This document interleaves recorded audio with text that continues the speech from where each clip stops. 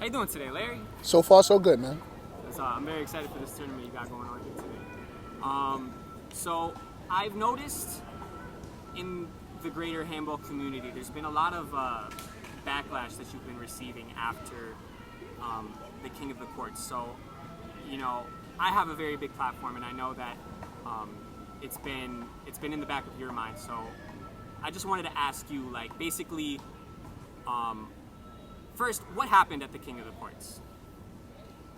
Well, the King of the Courts was just human error, you know, which leads me to the whole reason why we're out here.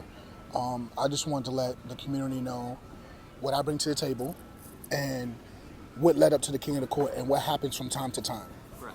You know, I used to play handball. I used to bet. I used to like to bet big. Once I started reffing, I don't gamble anymore. Anybody that knows me knows that I like to gamble. When it comes down to officiating, I don't ever bet on any game in any way. I make sure that when I come to a handball tournament, I'm sober. I don't drink. I don't smoke. I try to make sure that I take it as serious as possible. I try to keep the integrity of every game that I take a part in officiating. I try to keep it intact. With that being said, I'm a human being. Sometimes there could be mistakes. I can miss a call.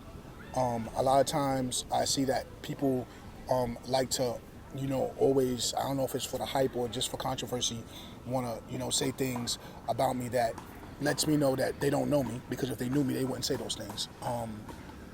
I try to officiate in a way that I wanted to be officiated when I was playing. I want somebody that's going to take it serious, you know, try to be fair, and, you know, not necessarily agree with everything that I say. Even now in my life, I know a lot more than I did back when I was playing, and I still can accept that there's times that people could disagree with me and that they could be right and I could be wrong, which is something I think that makes me a better ref, because I don't ever assume to be right all the time.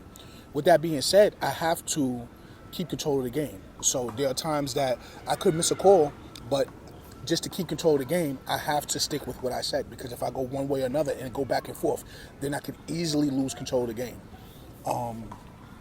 This season, so far, it's almost over.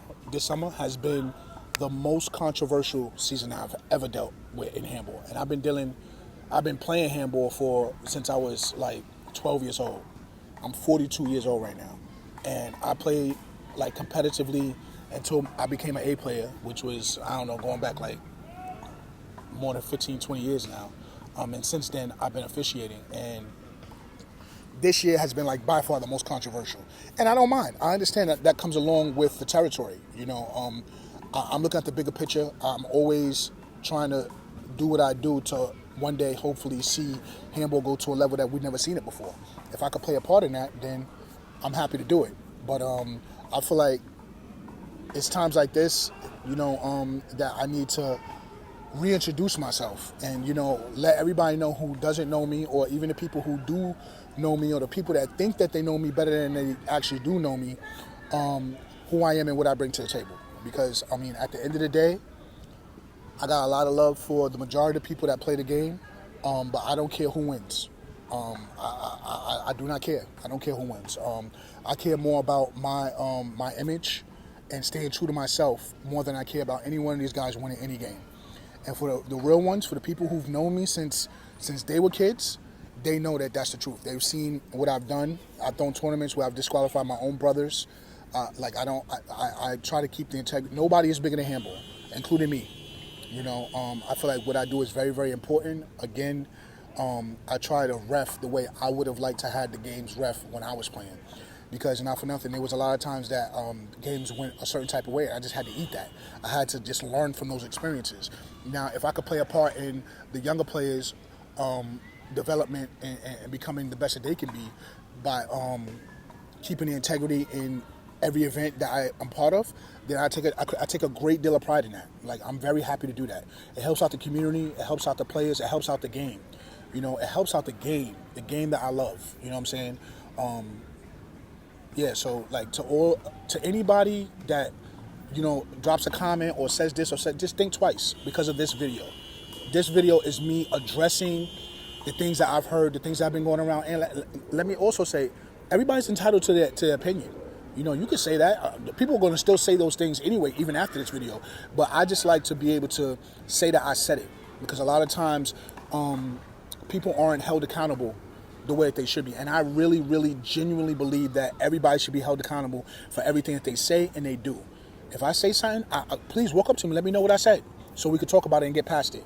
And, you know, unfortunately, it doesn't work the same way the other way around. You know, a lot of times people say stuff and I could know exactly who they were online, and when I see them, it's all love. And it's like, I know who you are. I don't know everybody. There's a lot of platforms that I don't know the people who are talking the smack, but a lot of people like to hide behind, you know, their different names and stuff online just so they don't have to be held accountable for the things that they say. I take pride in being able to be held accountable for anything that I say and do. I'm very conscious of the way I carry myself. I laugh and play around, but when it comes down to getting serious and refereeing and keeping the integrity of the event intact, I take it very, very seriously. That's going to create a problem. Yeah, it is. I was just thinking that. I don't understand. Damn, what's going on, bro? Somebody's probably blocked in. But yeah, back to the beginning. If you just want to double back to this, the King of the Courts was the controversy that came along with the King of the Courts was basically I made 3 mistakes. Was it 3 or 2? I think 2. And I know. 2 huge mistakes. And I mean, there's a couple of things I'd like to say that I really appreciate about the things that transpired after the mistakes were made. For anybody who doesn't know, I absolutely love the cameras. I love them. And I really appreciate everybody who is behind the cameras recording the games and recording the situations that happen. Because unlike everyone else, I could definitely say this about myself, I always am constantly looking forward to being better. I'm trying to be better so I can be better for the sport that I love. And that's just how I am. It's my nature. From day to day in life, I'm trying to be better. Now, I understand that some days you have good days, sometimes you have bad days. I understand that. I'm open-minded enough to be able to acknowledge that. You know, so with the way that things went down in the King of the Courts, a lot of times people, you know, would throw salt at whoever, you know, made it where the controversy could bubble up. I'm not mad at that. You know, I appreciate anybody who can show me something that I did wrong so I could be better. Because I'm not about making excuses. I'm not about, you know, I'm not about any of those things. I want to be held accountable for whatever I say or do. You know what I'm saying? And if we can have a conversation to get past it, I feel like in situations like that, we could all grow from it. You know, so with the King of the Courts, I made a couple of mistakes. And at the end of the game, you know, it definitely shifted the way things turned out. And let me say something, you know, it happens all the time. These things happen all the time. And it's just that now, you know, just because of the evolution of you know, technology in the sport, we have an opportunity daily where we can look back and see what our mistakes was. Not only me as a referee, the players can see what their mistakes are and how they can capitalize off of those. There's all types of different ways that we can look back and try to be better. I think that everybody knows about the mistakes that were made. We've already talked about this. But at the end of the day, that's exactly what they were. They were mistakes. Now, the one thing that I don't have control over, which I try to not let, I don't want to make this confusing, but I try to not let things that I don't have control over play too much time in my mind. You know, and one of the things that took place that day that I have no control over is everybody's, you know, 2 cents, all the comments and all the negative feedback that we got from that game. Now, I get it. I understand. Like I said, I used to gamble on handball games, and I used to play handball, and I was very, very like intense. I would be upset if things went the way that they went, and I understand that, you know. But it doesn't help when the community does what they do, you know, even in the smallest amount. You know, I made a mistake. Everybody starts talking about how I'm betting. I favor one player or another, and it's just not the truth. You know what I'm saying? And it doesn't help because now that poisons the player who may be on the receiving end of my bad calls, and then it taints the it just like poisons their minds, and we just don't need it. If you really genuinely love handball the way that I love handball, then just think twice before you make comments like that. You know, after you see this video, just think, you know what, Larry, that dude, he said what it is. He said what he brings to the table. Now, if you don't believe me and you think I'm lying, then that's something completely different. Let me just tell you, I'm not lying. You know, I try to keep it real and be straight up with everybody, especially when I'm refereeing. In between games and stuff like that, we could laugh and you know, socialize and joke around. I'm good with that all day long. But when it comes down to reffing, I'm trying to call it like I see it. And that's the only way I could do it. I can't call it how you see it. I can't go by anybody else's perspective. I have to only call it the way that I see it. And I think that that is very, very, very important. You know, I have to factor out all these different things when it comes down to making a call. I have to remember the rule book, which, not to throw any shade on anybody else, but a lot of referees don't even know the rules at all. So I have to think about these things in a split second. You know what I'm saying? And like I said, I'm not making any excuses, but it's just really important that you think twice. Think about these things when you're trying to throw me under the bus. You know, not for nothing, I'm not a mechanic, but I got no problem with being under the bus. Let me just keep it real with you. Like, y'all can say what y'all gonna say. I'm gonna keep on doing what I'm doing. And I just want you guys to just think twice. Think about how many other people you've ever seen address the community the way that I'm addressing you guys right now. I'm letting you guys know that I want to be held accountable. If I make a mistake, at the end of the day, I'm a human being. It wasn't deliberate. And just think about that when you think about putting your post, or you think about, you know, throwing shade towards me. I'm trying to, you know, be as fair as possible. You know, I have no favoritism towards anybody or another. And that's for every event that I officiate in. Not only the King of the Courts, you know, like I said, this has been the most controversial season that I've ever done handball, you know, and I'm sure it's not going to be it's going to be more controversy, which, like I said, I'm with it. I'm with all of it. You know, I know it comes along with the position I play, but, like, at the end of the day, I'm a human being, you know, so. So there's one thing that I want to add to that is that, you know, I've been doing Ten's Finest for a long time now, and let me tell you, I've seen every ref make a mistake, myself included. No human is perfect, and is it unfortunate that, you know, 2 human errors happened at the King of the Courts? 100%. That sucks, but, you know, people have to realize and remember that we're human. And I knew and I know that you weren't betting under the table or any of these other ridiculous things that people are saying on the internet.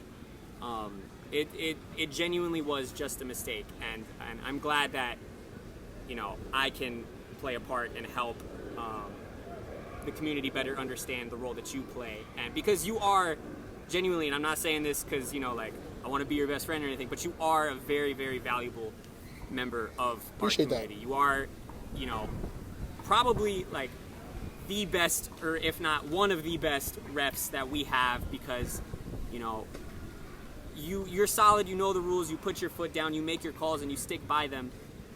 And that's not a quality that a lot of refs have.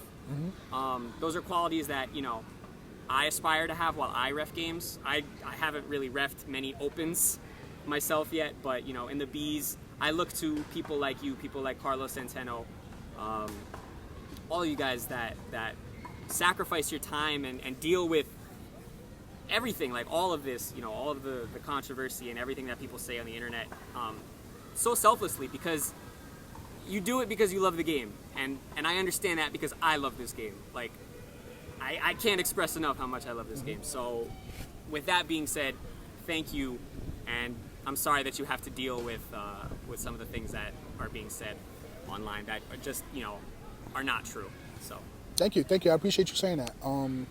Yeah, and, you know, it's okay. It's the part where you know, I really love to see and hear the people who, you know, have my back and speak up for me. I really do appreciate that. But I understand. I come to every event expecting that. You know,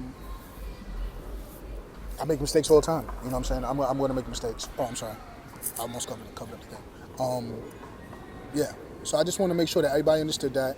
I really appreciate you allowing me to use your platform to get this out to the community. Yeah, that's it. I mean, that's it. Perfect. All right, well, thank you so much for your time, Larry. And I'm looking forward to seeing you more in the future when this sport reaches the level that we all know it deserves to be at. You got it. I hope I'm here to meet you guys at the top. Perfect. Thank you so much. You got it. Yep.